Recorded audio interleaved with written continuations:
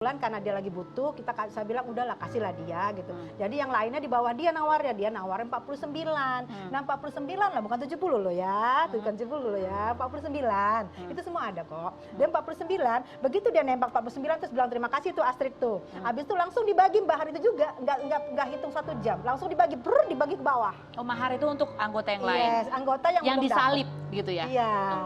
Karena kan gitu kalau arisan kan sebenarnya harusnya random siapa yang keluar duluan. Tapi kalau ada yang minta duluan, aku duluan deh. Dia harus tanya dulu persetujuan anggota lain, mau nggak? Tapi aku akan sisakan segini nih untuk dibagi semua sebagai kompensasi gitu istilahnya. Iya. Oh gitu. Dan kalau ada pertemuan anggota arisan, undangan di grup itu ada tapi tidak pernah mau datang. Tidak pernah mau datang. Pertemuan awal juga tidak datang. Jadi maunya cuma transfer. Dan itu semua grup itu sekarang masih terbuka sayang. Dan itu semua ada di grup. Itu jelas dari 2018 sampai sekarang itu semua jelas ada. Dan saya ganti handphone bukan delete chat. Oke, baik. Mbak Tessa, sebenarnya kenal Krisna Mukti itu dari kapan sih? Ini kan udah 2 kali arisan. Yang pertama macet, yang kedua masih juga diterima untuk ikut ambil slot juga. Ya, sedekat apa sih sebetulnya gitu? Ya, saya staf ahli DPR RI dari 2009. Bidang apa? Saya bidang olahraga. Mas Krisna waktu itu DPR RI Komisi 10 juga.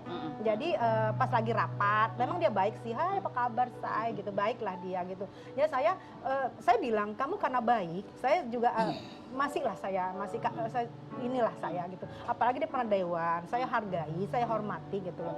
Ya saya sebenarnya tidak mau melapor. Itulah saya kenal gitu. Dan itu saya pikir dia ada masalah, ya udah kalau saya bisa bantu, saya bantu. Kalau bisa, tapi ini masalahnya uang arisan, anak-anak yang meminta uang itu. Saya bukan bertahan pribadi. 2 tahun, iya bukan ya kan Bang. Pasalnya emang kita nentukan Bang. Betul. Pasalnya jadi gimana? Kenapa jadi tiba-tiba pidana? Terus kenapa nggak ada somasi duluan langsung dilaporkan? Sebenarnya gini, somasi itu kan ada beberapa mekanisme ya. Ada somasi lisan, somasi tertulis, somasi melalui WhatsApp, itu kan somasi semua. Somasi itu betul bentuk peringatan kepada si orang-orang yang tidak melaksanakan prestasinya, kewajibannya gitu. Artinya di dalam undang-undang sendiri itu di beberapa peraturan juga dijelaskan bahwa somasi itu hanya untuk keperdataan. Jadi kalau untuk pidana nggak perlu somasi sebenarnya itu. Namun karena sekarang udah tren kan dikit-dikit somasi, jadi orang latah gitu.